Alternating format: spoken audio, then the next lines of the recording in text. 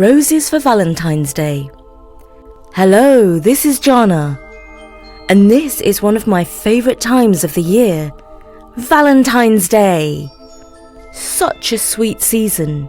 Spring on the way here in England and a few snowdrops pointing their pretty heads through the grass.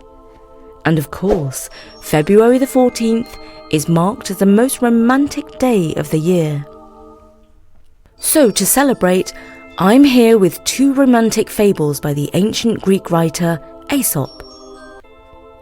The first is called The Rose and the Butterfly.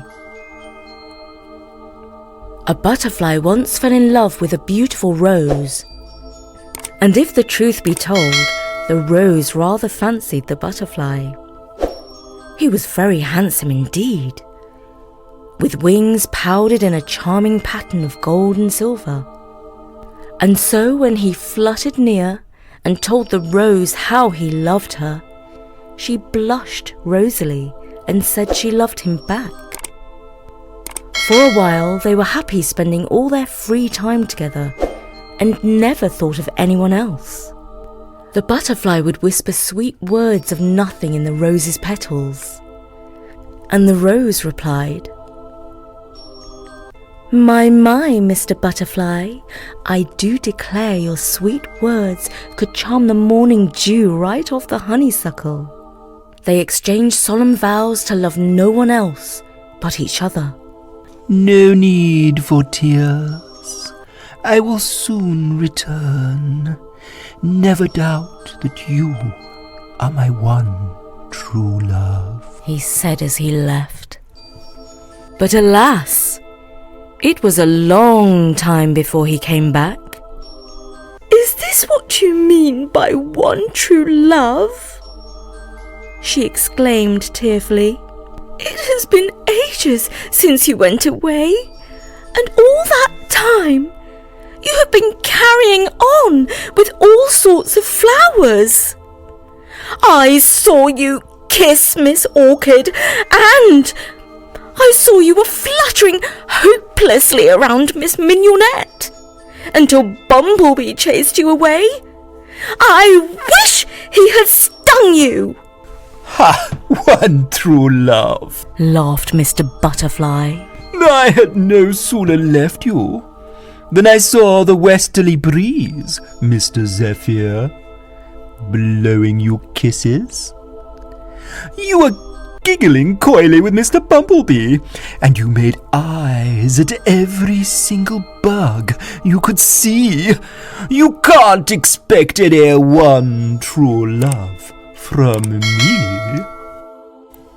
And the moral is, do not expect to be loved with all of someone's heart unless you love them with all of yours.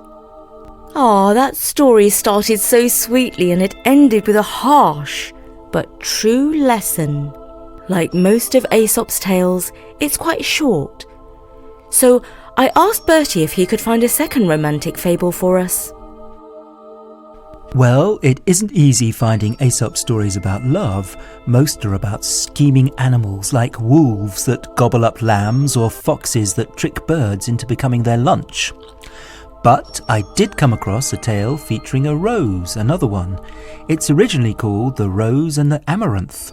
Amaranth means everlasting flower, but these days not many people have heard of it, so we are using another name it goes by, which is pigweed. And the story is called The Rose and the Pigweed. Thank you, Bertie. I mean, Amaranth sounds more romantic than pigweed, but okay. I'm really looking forward to reading that story in just over a minute's time, so don't go away.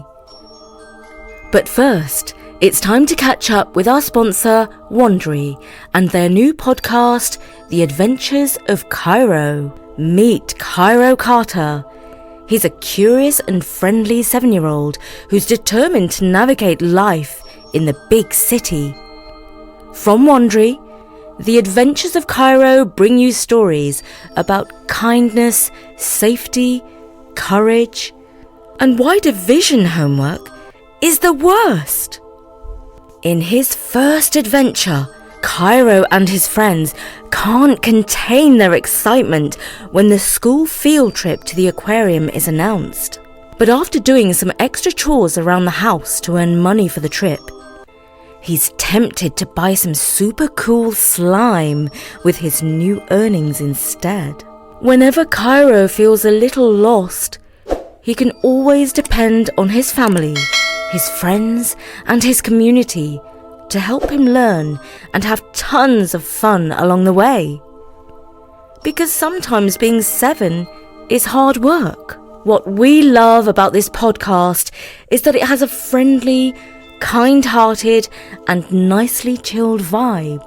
Listen to The Adventures of Cairo on Amazon Music, Apple Podcasts, or you can listen ad-free and early right now by subscribing to Wondery Plus Kids in Apple Podcasts or Wondery Plus in the Wondery app.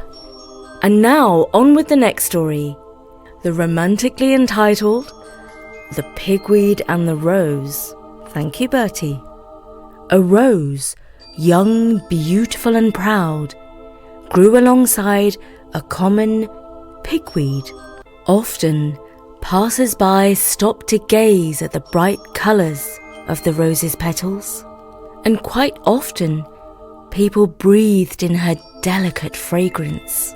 And it wasn't unusual for people to pay her compliments like, "Such a lovely rose, so very enchanting."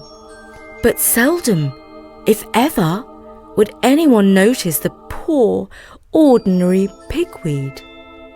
The rose held up her lovely head proudly and said to her neighbour, "So no doubt, you see, none go without observing me, while I perceive that very few seem to take any note of you."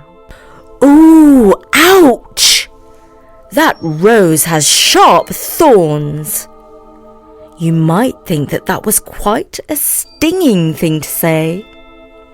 But the rose was surprised when the pigweed failed to hang her humble head in shame. Instead, she replied with the following self-assured speech. "Sweet rose, you are more pleasing to the eye. That is a fact I do not deny. But listen up. When your beauty's gone, my humble flowers keep shining on. Less exquisite they longer last. Unchanged I'm glad when yours are past. So when all that matters is said and done, my affections have stayed the course and won.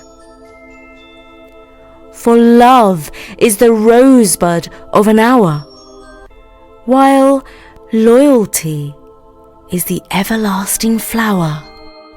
Hey, good comeback. A pigweed she might be, but it turned out that she was as proud as a rose in her own sweet way. Because beauty doesn't last. True love, loyalty and faithful friendship are more valuable than looks. We hope you enjoyed these stories about the rose.